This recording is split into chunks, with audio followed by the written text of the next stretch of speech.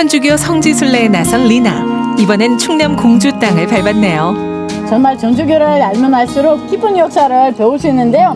그래서 저는 오늘은 또 다른 선지로 떠나보려고 하는데 함께 한번 떠나볼까요?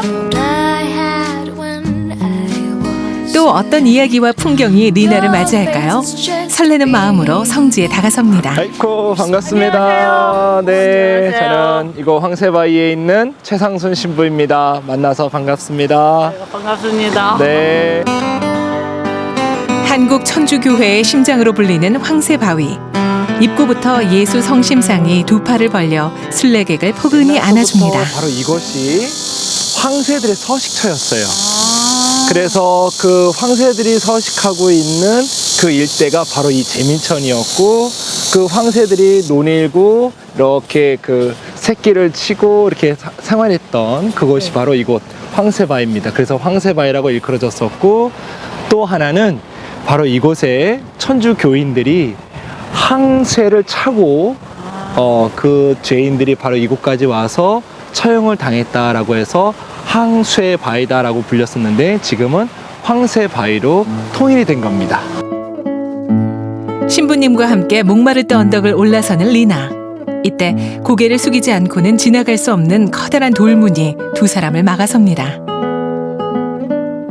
이스라엘 베들레헴에 가면 예수님이 탄생한 그 성당에 들어가는 문이 정말 작습니다. 그래서 그곳에 들어갈 때 우리 자신도 내 몸을 낮추면서 낮은 자의 삶을 살게 놀아가는 그런 어떤 다짐도 포함되어 있는 거거든요. 바로 이곳도 바로 그런 의미에서 바로 이 몽마르트 광장에서 이 거룩한 순교자 광장에 들어올 때 바로 우리 자신이 정말 낮은 자로서였던 우리 몸, 마음, 가짐을 하자는 의미에서 작은 문을 만들게 된 겁니다. 조선시대 두 번의 박해 시기를 거치며 수많은 순교자가 생겨났는데요. 기록 속 248명의 순교자를 제외하곤 대부분은 이름조차 남아있지 않습니다. 이곳에 순교하신 분들을 가만히 보면은요, 가장 나이가 많으신 분은 84세 순교하신 가장 많은 연장자이시고요. 그리고 가장 최연소자는 바로 10살, 그것도 여자아이, 김춘겸의 딸이라고 하는 그 10살 여아가 바로 이곳을 순교합니다. 그러니까 이곳은 남녀노소를 불문하고 정말 많은 분들이 순교하셨죠. 그래서 사람마다 다 다르잖아요. 네. 바로 그것처럼 이 돌도 크기, 모양, 형태 이런 모든 것들이 다 다양하게 이렇게 있는 겁니다. 한국 천주교 역사에 있어 황새바위는 빼놓을 수 없는 역사적 증언지인데요. 수많은 사람들이 이곳에서 순교한 이유는 충남 공주의 충청도를 관할하는 관찰사와 가명이 있었기 때문입니다. 바로 이곳에서 수많은 분들이 바로 공개 처형을 겪게 되는데요. 그래서 이곳에서 얼마나 많은 분들이 처형을 당하셨는지, 바로 이 일대에서 공개 처형이 있는 날이면 저 맞은편 공산성에서 어찌나 많은 사람들이 그 모습을 지켜봤는가, 그 모습이 마치 병풍과도 같았다. 그리고 얼마나 많은 분들이 이곳에서 피를 흘리셨는지, 그분들의 그 피가 이 앞에 흐르고 있는 제민천을 따라서 금강을 붉게 물들였다라고 하는 그런 거짓말 같은 얘기가 늘 전해지고 있었어요. 그런데 바로 공주 가명록을 통해서, 재판 기록을 통해서 그러한 이야기들이 어떤 하나의 과장된 표현도 아닌 사실로 밝혀지게 된 것이죠. 가슴 아픈 신앙의 역사가 서려 있는 황새바위. 그 역사적 상징성에 지난 2008년 충청남도 기념물로 지정되었습니다. 우리 한국 천주교회의 큰 초석이 되신 우리 순교자분들, 특별히 황새바위의 337분의 그 이름이 바로 12개의 장석, 이 뒤에, 장대석 뒤에 다 돌에 새겨져 있습니다. 그래서 바로 이곳이 바로 황새바위 야외 성당으로서 부활 광장이 되는 것이죠. 자신의 목숨보다 종교적 신념을 선택한 사람들. 그 뜨거운 열망이 가슴 깊이 전해지니 저절로 고개가 숙여지고 두 손이 모아집니다. 성모상 아래 무릎을 낮추고 잠시나마 순교자의 넋을 위로해 봅니다. 또 다른 성지로 향하는 리나. 짭조름한 바다 내음이 풍겨오는 충남 보령에 다다릅니다. 아니 근데 공주 바퀴 때문에 지금 가슴이 너무 아픈데요. 근데 공주처럼 이곳에서도 그런 흔적들을 찾아볼 수 있다고 하는데요.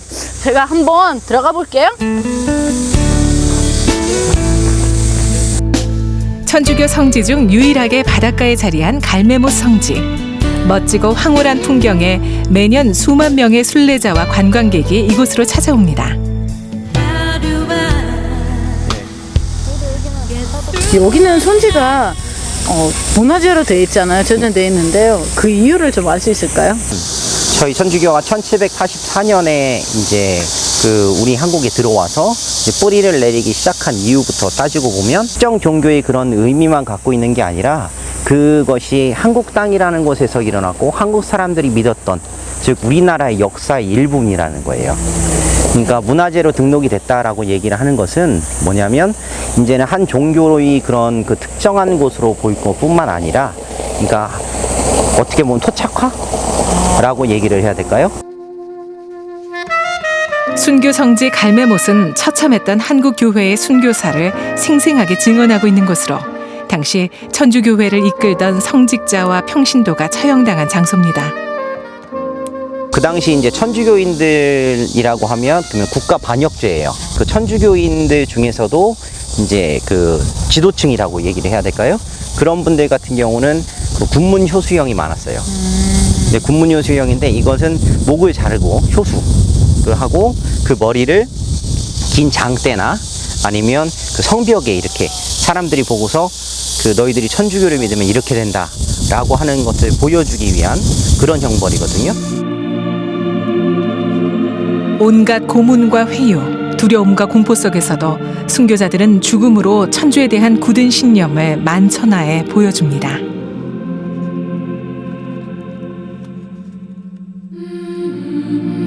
(1866년 3월 30일) 이 성지에서 다빌리 주교, 오메트르 베드로 신부, 황석두 루카, 장주기 요셉 그리고 젊은 나이에 위엥 마르티노 신부가 순교했습니다. 조선에 이제 복음 선포하러 오신 이제 8개월, 그러니까 조선말도 채 이제 못하시는 상태에서 이제 순교하시게 되는데 이분께서 마지막 남기신 말씀이 물론 정확한 건 아니지만 내가 이렇게 젊은 나이에 죽는 것은 하나도 아깝지 않은데 그 복음을 제대로 전하지 못하고 그 복음을 제대로 듣지 못한 사람들이 안타깝다라고 얘기하면서 돌아가세요. 그러니까 결국은 그 모든 생애가 예수님을 위해서 이렇게 올곧이 사셨던 거고. 순교터를 지나 이제 성지 기념관으로 걸음이 이어집니다. 순교자의 고난과 영광의 발자취가 담긴 그림과 유품들이 공간을 채우고 있는데요. 그중 가장 역사적으로 가치를 인정받고 있는 것은 조선에서 선교사로 활동했던 다빌리 주교의 유품과 유물입니다. 처음 신부 때 입었던 하얀 중백의가 공간을 오롯이 빛내고 있죠. 2004년도에 그 다빌리 주교님이 그 출신 교구였던 프랑스의 아미엥이라는 그 교구가 있는데 그 교구의 주교님하고 그다음에 신부님들 그리고 신자들이 방문하시면서 그분들이 이제 전해주고 기증해주고 가신 그런 겁니다.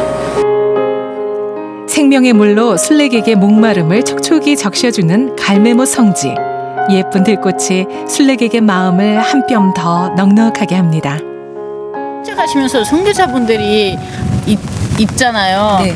그 모습을 좀 바라보면서 좀 느낌이 어떠시는지. 네. 기념관 들어가서 그 과정 해놓으신 걸 봤거든요. 근데 또 외국에서 오신 신부님들이잖아요. 순교자분들이요. 비장함이랄까. 어떻게 제가 살아야 될지 앞으로 더 그런 생각까지 들었어요.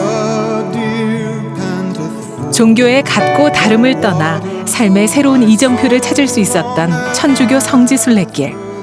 종교적 신념을 위해 기꺼이 목숨을 내놓은 순교자의 삶을 통해 지친 영혼의 목마름을 해결해 보면 어떨까요?